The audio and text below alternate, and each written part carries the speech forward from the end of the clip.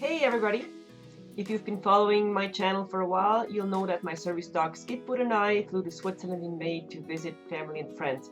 You can find some of those videos on our channel, Service Dog Skidboot on YouTube, and there is more to come.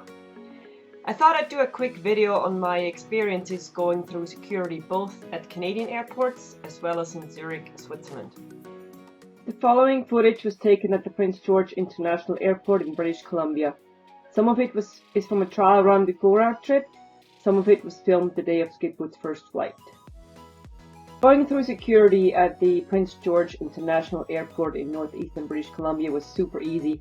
It's a very small airport, there's 2 lines, and I was the first one there right after they opened up.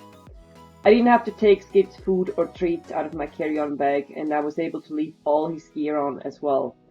I put Skid in a downstay, walked through the metal detector, called him to me, he picked up his leash and came to me. The security officer then did a quick visual inspection of him and swabbed my hands for bomb residue. That was it. On the way home, security at the Zurich airport was easy as well.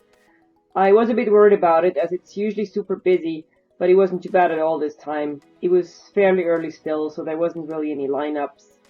One of the security officers called me to a line on the side where families with kids go through. There is no disability line at the Zurich airport. I only had to take Skid's vest off, but not his boots or collars. I was previously told in an email by Swiss security that I had to remove everything from my dog that would set off the metal detector, so I was glad that ended up not being the case. I put Skid in a sit-stay, walked through the metal detector, then called him through. He picked up the leash and came to me. Of course, he set up the metal detector, so the security officer checked under his collars with his hands. Interestingly enough, they didn't swab my hands this time. Maybe that's only done in North America, I'm not sure. Several of the security officers asked me questions about Skid, especially the boots. We always get the boot question. I had to open up my backpack and the security officer went through everything. She also rechecked the open carry-on suitcase, probably because of the dog food and treats. So it took a while, but nobody rushed me and everyone was very friendly and I had lots of time. When I arrived at the Vancouver International Airport, I was told that I had to go through security again. I've never had to do that in the past, but maybe it's because I was traveling with a service dog. Security in Vancouver went well as well. I didn't have to remove any of Skid's gear and the officer only did a visual inspection again and swabbed my hands and belt buckle area. The officer did go through all my stuff again though. I still had some dog food and treats in my carry-on bag, so that's probably why. The security officers were impressed when Skid picked up his leash for me. Lots of comments how cute he is, and of course the boots comments.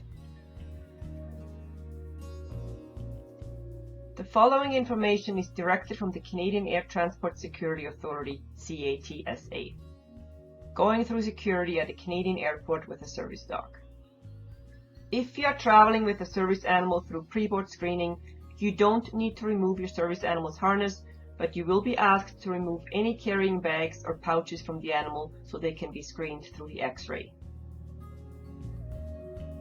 You will also be provided with the option of going through the walk-through metal detector with your service animal, or bypassing the walk-through metal detector and being searched with a handheld metal detector, or bypassing the walk-through metal detector and being physically searched.